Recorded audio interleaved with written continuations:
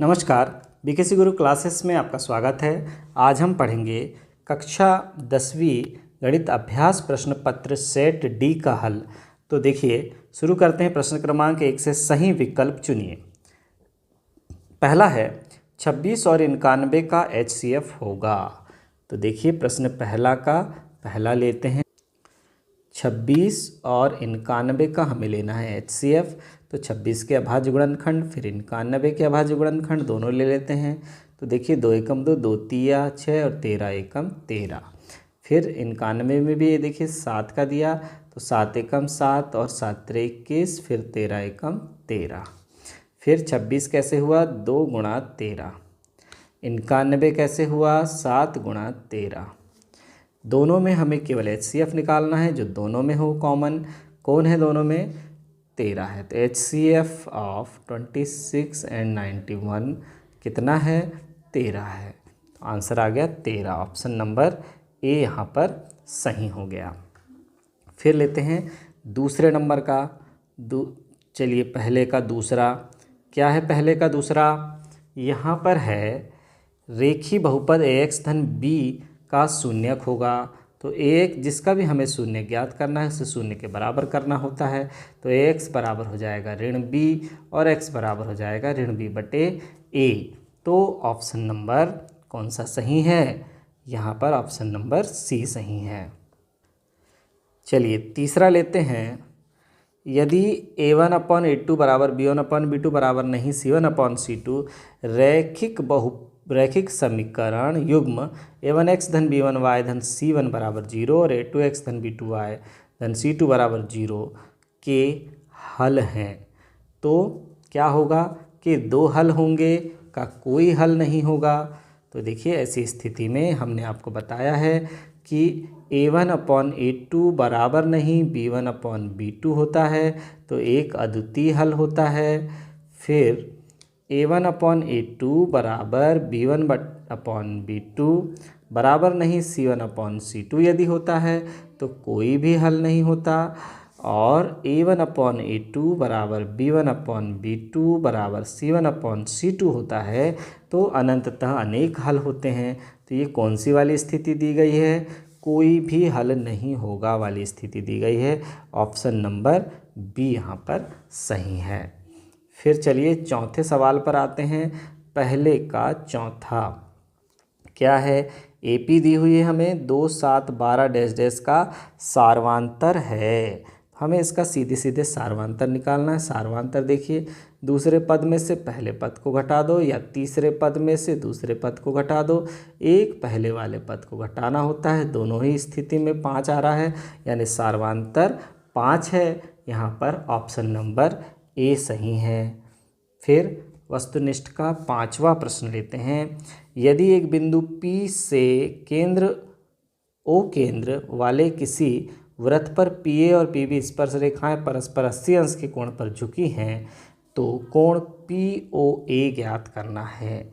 देखिए, एक वृत्त है, इस पर स्पर्श रेखा है। ये देखिए, ये स्पर्श रेखा परस्पर कितने अंश के कोण पर झुकी हैं, 80 अंश के कोण पर झुकी हैं। और हमको पता है कि ये त्रिज्या के साथ 90 अंश के कोण तो पहले से ही बनाते हैं, है ना।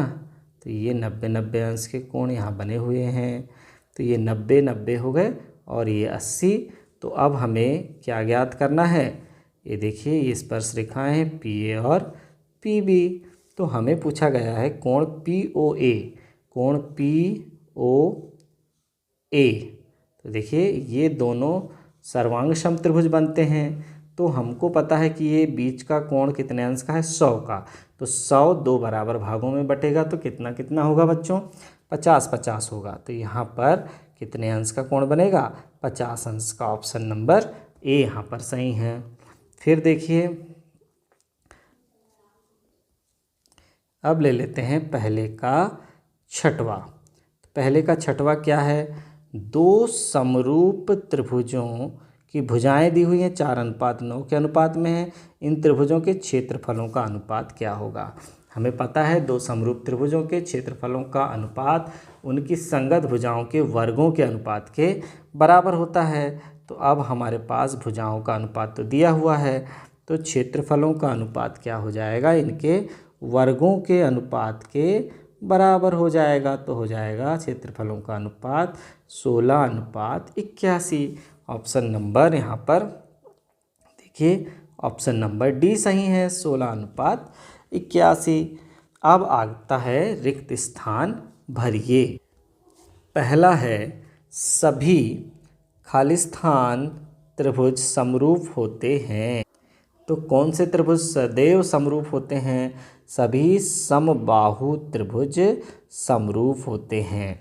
इसके अलावा हम जानते हैं, सभी वाली बातें हमें याद रखना है कि सभी समबाहु त्रिभुज समरूप होते हैं, सभी वर्ग समरूप होते हैं, सभी वृत्त समरूप होते हैं।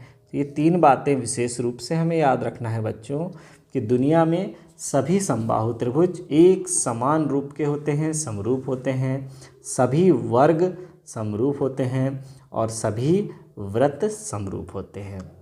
दूसरा हमारे पास है, किसी बिंदु की y अक्ष से दूरी उस बिंदु का खालिस्तान कहलाती है। y अक्ष से यदि दूरी है तो वो x निर्देशांक कहलाएगा। क्या कहलाएगा बच्चों? x निर्देशांक कहलाती है। y अक्ष से दूरी x निर्देशांक कहलाती है और x अक्ष से दूरी y निर्देशांक कहलाती है।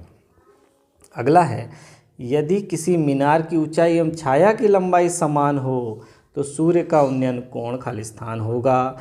जब भी लंब और आधार दोनों समान दिए होते हैं तो सूर्य का उन्नयन कोण 45 अंश ही होता है। तो यहाँ पर हम लिख देंगे 45 अंश। फिर अगला है, केंद्रीय प्रवृत्ति की तीनों मापकों का संबंध क्या है? बहुलक बराबर 3 माध्यक ऋण 2 माध्य। हम इसे याद कैसे रख सकते हैं? हम इसे ऐसे याद रख सकते हैं कि ये देखिए, माध्यक में 3 अक्षर हैं तो उसके सामने 3, माध्य के सामने 2 अक्षर हैं पूर्ण तो 2 उसके सामने लगा देंगे, और 3 में से जब 2 घटाएंगे तो 1 बहुलक, ऐसा हमें याद रखना है। बहुलक बराबर 3 माध्यक ऋण 2 माध्य। फिर आगे है, त्रिज्या r वाले वृत्त की परिधि का सूत्र है, क्या है? 2πr है। त्रिज्या r वाले वृत्त की परिधि का सूत्र 2πr है। किसी असंभव घटना की प्रायिकता सदैव खालिस्तान होती है, 0 होती है। असंभव घटना की प्रायिकता क्या होती है? 0 होती है। आगे देखिए, सही जोड़ी बनाइए। स्तंभ 1 से स्तंभ 2 को हमें मिलाना है। सबसे पहले है 1 + cot वर्ग थीटा। 1 + cot वर्ग थीटा को किससे मिला देंगे? कौशिक वर्ग थीटा सर्वसम्मिका क्रमांक 3 है, इसे हमें लिखना है पहले नंबर के सामने। फिर दूसरा है cos 90 - थीटा। cos 90 - थीटा क्या होता है? साइन थीटा होता है, यह लिख देंगे हम दूसरे नंबर के सामने। फिर तीसरा है tan थीटा। tan थीटा क्या होता है? साइन थीटा बटे cos थीटा होता है, इसे हम लिख देंगे तीसरे नंबर के सामने। फिर है द्विघात समीकरण का विविक्त कर का सूत्र क्या होता है? b वर्ग ऋण 4ac होता है, तो इसे हम लिख देंगे चौथे नंबर के सामने। फिर अगला है, द्विघात समीकरण का मानक रूप क्या है? द्विघात समीकरण का मानक रूप है ax वर्ग धन bx धन c बराबर 0, इसे हम लिख देंगे 5वें नंबर के सामने। फिर आगे है बच्चों छठवां, द्विघात समीकरण के मूल वास्तविक नहीं होंगे। मूल कब वास्तविक नहीं होते? जब विविक्त कर का मान 0 से भी छोटा होता है।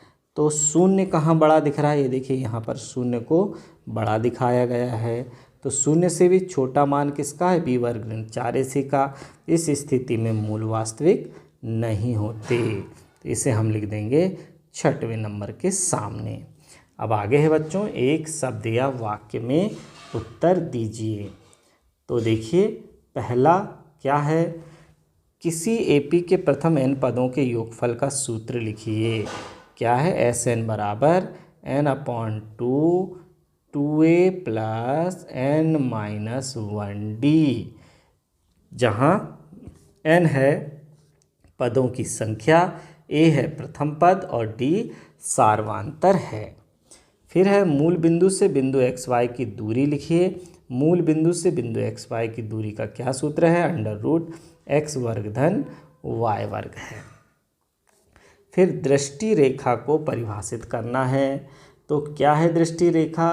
प्रेक्षक की आँख से प्रेक्षक द्वारा देखी गई वस्तु को मिलाने वाली रेखा को क्या बोलेंगे? दृष्टि रेखा।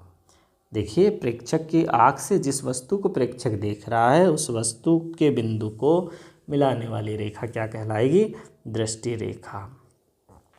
फिर किसकी ज़रूरत है यहाँ? प्रेक्षक की आँख, प्रेक्षक की आँख से देखी गई वस्तु को, है ना। फिर आगे है, एक वृत्त की कितनी स्पर्श रेखाएं हो सकती हैं? आपको जितनी खींचना है उतनी हो सकती हैं। आप परिमित रूप से अनेक अनंत हो सकती हैं, तो लिख दीजिए अनंत स्पर्श रेखाएं हो सकती हैं। तो कितनी स्पर्श रेखाएं हो सकती हैं? अनंत स्पर्श रेखाएं हो सकती हैं। फिर आगे है, वृत्त के चाप की लंबाई का सूत्र लिखिए। वृत्त के चाप की लंबाई का सूत्र क्या है? थीटा बटे 360 2 पाई आर। ये चाप की लंबाई का सूत्र है। चाप की लंबाई हमें ज्ञात करना है तो कोण के आधार पर 2 पाई आर में उसका गुणा कर देंगे, थीटा बटे 360 का। फिर आगे है, बेलन के आयतन का सूत्र लिखिए। तो बच्चों, बेलन के आयतन का सूत्र क्या है? पाई आर स्क्वायर एच, जहाँ आर बेलन के आधार की त्रिज्या एवं एच क्या है? ऊंचाई है। तो पाई आर वर्ग एच घन इकाई, ऐसा हमें लिखना है। आगे अब है हमारे पास प्रश्न क्रमांक 5, सत्य असत्य बताना है। कर्णी 3 एक परिमेय संख्या है? बिल्कुल नहीं। कर्णी 3 तो एक क्या है? अपरिमेय संख्या है। तो यह कथन हो गया असत्य, पहला वाला। दूसरा है, 2 4 6 8 डैश समांतर श्रेणी है, 2 2 बढ़ते जा रहा है? बिल्कुल है। तो यह कथन, दूसरे नंबर का कथन कैसा है? सत्य है। चलिए, तीसरा है, समकोण त्रिभुज में कर्ण सबसे बड़ी भुजा होती? बिल्कुल होती है, यह कथन भी सत्य है। फिर आगे, बिंदुओं ऋण 4 6 एवं 4 ऋण 6 के मध्य बिंदु के निर्देशांक 0 0 होंगे क्या? अभी पता कर लेते हैं। इसका पहला मान और इसका पहला मान दोनों को जोड़ देंगे। ऋण 4 धन 4 बटे 2 पहला बिंदु है और दूसरा बिंदु है 6 ऋण 6 बटे 2। तो क्या आ जाएंगे बिंदु? 0 बटे 2 और ये भी हो जाएगा 0 बटे 2। तो दोनों बिंदु क्या हो जाएंगे? 0 0 हो जाएंगे। तो वास्तव में मध्य बिंदु इनका कौन है? मूल बिंदु है। तो यह कथन सत्य है। फिर बेलन का वक्रपृष्ठ 2 पाई आर एच होता है? बिल्कुल सही है, यह कथन भी सत्य है। किसी घटना की प्रायिकता ऋणात्मक भी हो सकती है? नहीं हो सकती भाई साहब। घटना की प्रायिकता सदैव धनात्मक या न्यूनतम 0 हो सकती है, ऋणात्मक नहीं हो सकती। यह कथन असत्य है। इस तरह से बच्चों सेट डी के वस्तुनिष्ठ प्रश्न यहाँ समाप्त होते हैं। धन्यवाद।